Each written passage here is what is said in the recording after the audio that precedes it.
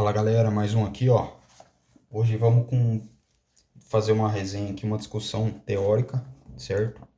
Termodinâmica clássica do Van Willen, beleza? Quarta edição. Eu tava dando uma folhada aqui ó e vi uma parte interessante aqui ó. Nunca tinha visto em nenhum outro livro, algo assim. Achei da hora. E vou fazer uma resenha sobre, que é o quê? Ele tem uma parte logo no começo que ele vai falar da primeira lei, que ele faz tipo um passo a passo de como você fazer uma resolução de um exercício de termodinâmica. É uma coisa bem intuitiva e pouco, assim, geralmente os livros técnicos de engenharia, eles são tem uma linguagem muito científica, sabe? É ruim de você digerir isso de primeira. Você lê e não entende, né? Você tem que ler várias vezes e pesquisar, buscar outras opiniões, outros livros para reunir tudo e você conseguir entender. Nesse não. Eu tava dando uma olhada aqui, é uma coisa bem simples, né? Eu vou falar passo a passo, porque são os 8 passos. Você seguindo isso aqui, ó, você consegue encontrar o problema, analisar ele e encontrar uma solução técnica para esse problema. Vamos já começar do primeiro aqui, ó. Qual é o sistema? A primeira pergunta que o problema chegou para você. A primeira pergunta que você deve se fazer é o quê? Qual é o sistema ou volume de controle? Pode ser útil ou necessário definir mais de um sistema ou volume de controle. Neste momento, é interessante fazer um esboço do sistema ou do volume de controle e indicar as interações do sistema ou volume de controle com o meio. Por exemplo, você tem um recipiente, tem gás ou fluido aqui dentro, né? Esse recipiente é aquecido.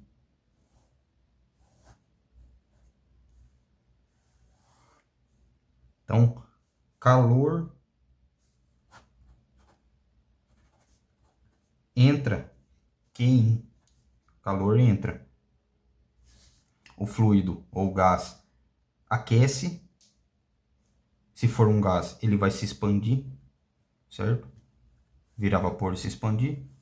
Então, o que o problema está falando? Qual é o sistema ou volume de controle? Né? O volume de controle, com base nisso aqui, qual que é o volume que a gente está controlando nesse problema termodinâmico? É o fluido. O fluido seria o volume de controle. In de in e out, né? Os livros usam isso aqui. Que entrada, saída, tanto faz. Vê o que é melhor para você. Mas o calor de entrada, entrou calor, fluido, aquece, vira vapor, expande. É o volume. Se você tirar calor e tiver expandido, ele vai voltar. Tem vapor aqui. E aí eu coloquei esse recipiente no congelador, certo? Logo, esse recipiente vai perder calor. O calor vai sair daqui.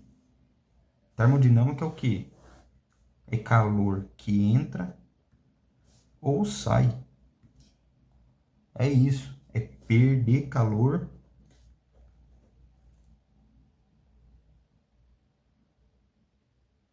ou receber calor. É isso aqui, ó. Não existe receber frio. Não é assim que funciona. Tudo se baseia no calor. Ou você perde ou você recebe. Coloquei um recipiente no congelador. Esse recipiente vai perder calor. Simples assim. Coloquei um recipiente. Acendi um fogo aqui embaixo dessa panela cheia d'água. Fogo vai ser o fogo do fogão vai ser transferido para a panela. Simples assim. O fluido que está dentro dela vai receber calor. Então, o sistema é o que? Vamos supor, o sistema seria isso aqui, ó. Dentro do sistema a gente tem o nosso fogo, temos dentro é um recipiente aberto, vamos considerar que é uma panela, simples assim. Tem um cabo, aqui tá aberto aqui, sei lá. E tem fogo aqui, ó. Então, um sistema é isso aqui. Um sistema, em teoria, aberto. Porque tem sistema fechado e tem sistema aberto. Uma panela de pressão, eu acredito que é um sistema fechado. No momento que você abre, tira a pressão e abre a tampa, ele se torna um sistema aberto. Mas assim, definimos o nosso volume de controle e definimos o que é sistema. Perfeito, o que mais? Nesse momento é interessante fazer um esboço do sistema e do volume de controle e indicar as interações, que foi o que eu discuti até agora, correto? O calor aqui, a água que está aqui, o gás que for, recebe calor de uma fonte. Após receber calor, você tem, como é uma substância, você tem as interações, as propriedades dela, que depende. Se for um gás, ele vai se expandir. Se for água, chegar a 100 graus, vai começar a virar vapor, depois vapor superaquecido, enfim. Isso aqui poderia ser, por exemplo, um congelador, que eu falei. Seria um recipiente com um sistema de refrigeração. Essa água que está aqui é o volume de controle. Um refrigerador tira calor do ambiente, a água vira gelo, e é isso. Vamos lá. 2. O que conhecemos a respeito do estado inicial? Quais as propriedades nesse estado?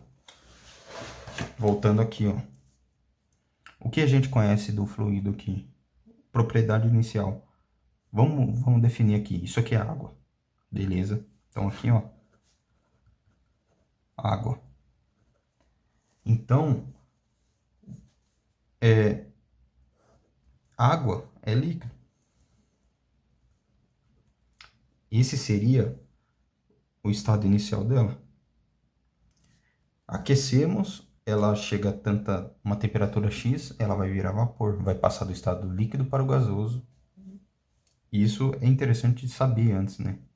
Saber tudo isso aí é uma premissa, né? Que é bom saber antes de sair resolvendo os problemas.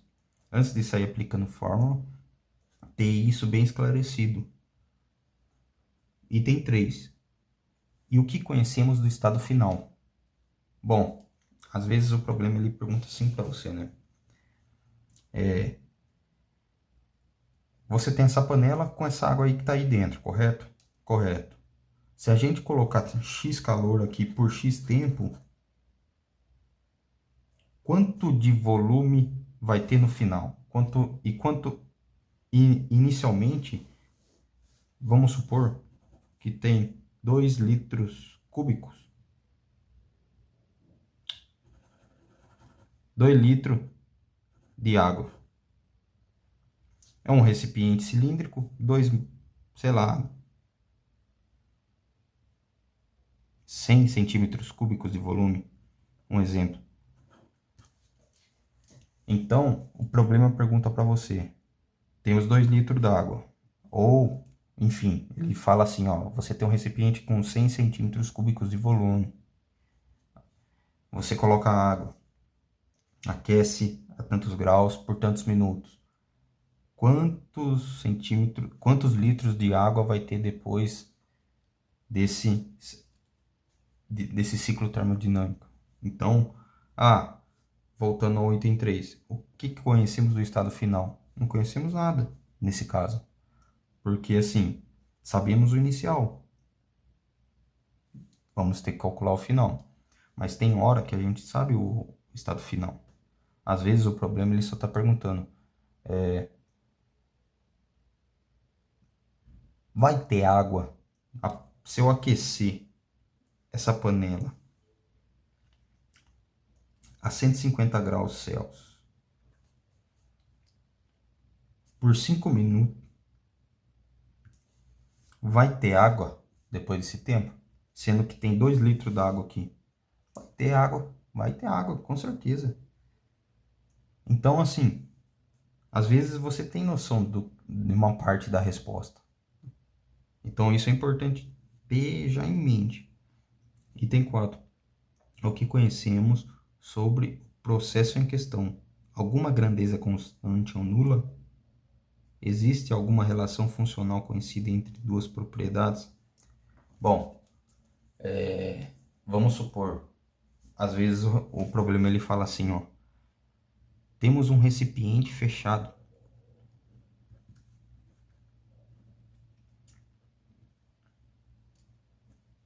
Ou o fluido que está aqui é um gás ideal, que é muito usado, viu, pessoal?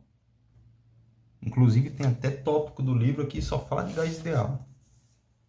A gente procura aqui, ó, operações com gases perfeitos.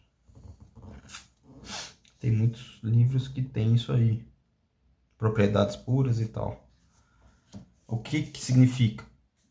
O gás ideal ele tem propriedades constantes, ele é tipo um gás teórico, serve para você ter como base para tirar certas conclusões comparativas de algum outro que você vai usar em algum outro lugar. É por isso que usa-se o gás ideal.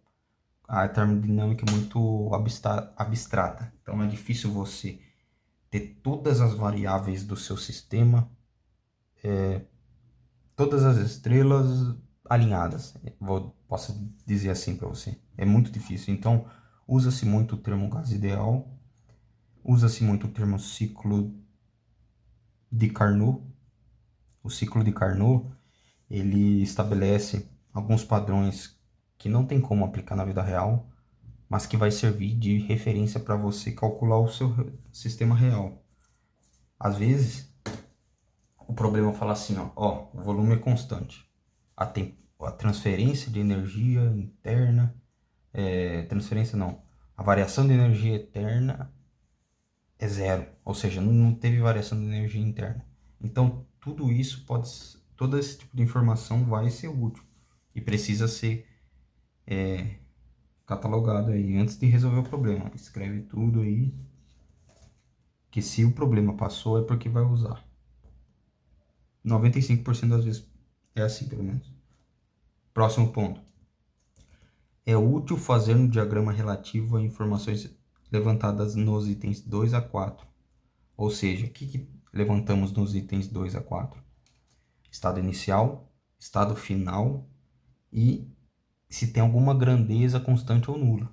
Sabendo tudo isso aí, é interessante fazer um diagrama, porque é muito comum a gente fazer o diagrama PV, pressão-volume, com V maiúsculo, tá? Ou o diagrama TV, temperatura-volume. Muito problema é resolvido só com o diagrama. Inclusive, o próprio problema pode pedir o diagrama.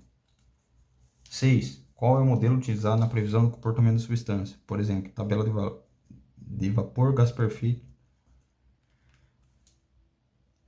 O que que acontece, pessoal? No final do livro mesmo, tem muita tabela. Ó. Então, muitos cálculos vai ter que vir consultar o valor aqui, ó. Isso aqui é padrão, é norma. Então, é muito útil, por exemplo, vai usar entalpia, compressibilidade, entropia, fugacidade. Você vem, o problema vai passar as informações para você, você vem, aplica na tabela e pega o valor necessário e termina o seu cálculo. Então, tudo isso é informação que vai ser útil. Próximo. Qual é a nossa análise do problema? É examinar fronteiras para os vários modos de trabalho? Foi o que eu falei aqui, das fronteiras. Às vezes, aqui a gente tem, ó, aqui temos um sistema, tem fronteira aqui, certo? Mas pode ser que a gente tenha um problema assim, ó. Aqui tem fogo, aqui tem fogo, aqui tem fogo. Aqui tem uma panela, aqui tem uma panela, aqui tem uma panela. Aqui tem água, aqui tem mercúrio, aqui tem amônia.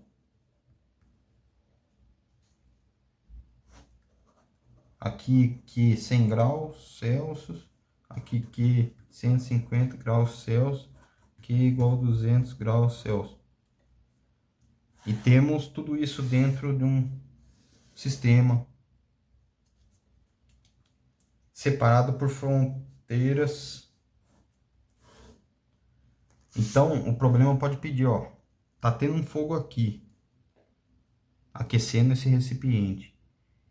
Temos, e aqui, por exemplo, pessoal, vamos supor, é só um exemplo só para ilustrar, né? Isso aqui, lógico, ninguém vai fazer isso. Mas vamos supor que tem uma resistência aqui, ó, que tá aquecendo tudo isso, que nem um forno de tratamento térmico, né? Que é uma resistência num lugar extremamente controlado e fechado. Tá aquecendo tudo isso aqui a 500 graus Celsius. E ele pede para você falar do comportamento da água, que recebe Q200, do mercúrio, que recebe Q150, mas tudo isso aqui está recebendo Q500. De onde você tirou isso, né? Só um exemplo, só para exemplificar o problema, o item 7, que fala, analisa o problema, examine as fronteiras. Às vezes é interessante aqui fazer separar o A, separar o M, separar o amônia, depois juntar tudo. Isso tudo tem que ser examinado. Isso aqui é só um exemplo para mim, para a gente discutir o item 7 aqui, né? Até porque tem conservação da massa, primeira lei, segunda lei, enfim. Certo? Último, qual é a técnica que deve ser utilizada na solução? Em outras palavras, a partir daquilo que foi efetuado nos itens 1 7, que foi o que eu falei até agora, qual deve ser o procedimento para obter o desejado? É necessária uma resolução pelo método de tentativa e erro? Termodinâmica, pessoal, não é uma ciência assim que você vai ter uma resposta certeira, como na estática dinâmica. Então, tem muitos problemas que são resolvidos por tentativa e erro. É porque tem muita variável e é uma coisa, como eu disse, é abstrato. Você não consegue enxergar o comportamento da temperatura. É tudo, é muita coisa. Tem que ter instrumento de medição preciso, tem que ter... É uma coisa muito difícil de se controlar 100%. É energia. Basicamente, termodinâmica é gerenciamento de energia. Transferência de energia, uma energia vira outra e por aí vai. Com base na primeira lei, o que diz a primeira lei? A energia, ela sempre vira outra energia.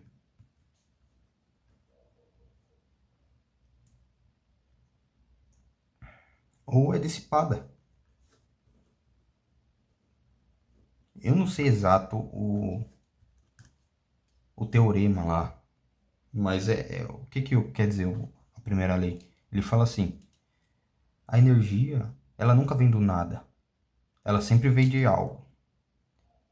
E depois que ela veio, depois ela vai ser transformada em outra coisa, outro tipo de energia, vai ser dissipada, mas ela nunca é criada do nada. E sempre tem perda. Nunca é 100%.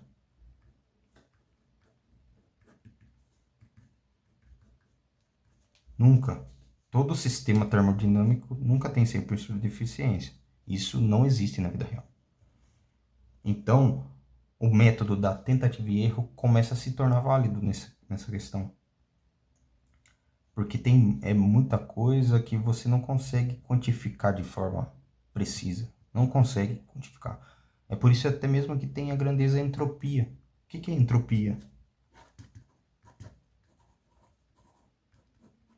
Entropia é quantificar, me corrijam se eu estiver errado, quantificar desordem. Olha isso. Isso é uma grandeza. Tem fórmula para você considerar a entropia do sistema. Então não é só simplesmente pegar, pô, delta U é igual a Q menos W. Pô, legal, essa fórmula funciona certinho, filé. Mas Na vida real, se usa muito isso aqui, ó, quando você tem um ciclo termodinâmico com bomba, trocador de calor, caldeira, turbina, refrigerador, condensador, você tem muita coisa acontecendo ao mesmo tempo. E com base nisso aqui que eu falei, ó, energia perdida. E então é uma reação em cadeia aí, né? E tem muito equipamentos que consomem mais energia, uns vai consumir mais do que outros e vai desbalancear o sistema. Então, é considerado um grau de entropia, de desordem. Mais para frente eu vou entrar mais nesse detalhe, vou me aprofundar mais em entropia, estudar mais sobre o assunto para poder falar, mas a princípio é isso aqui.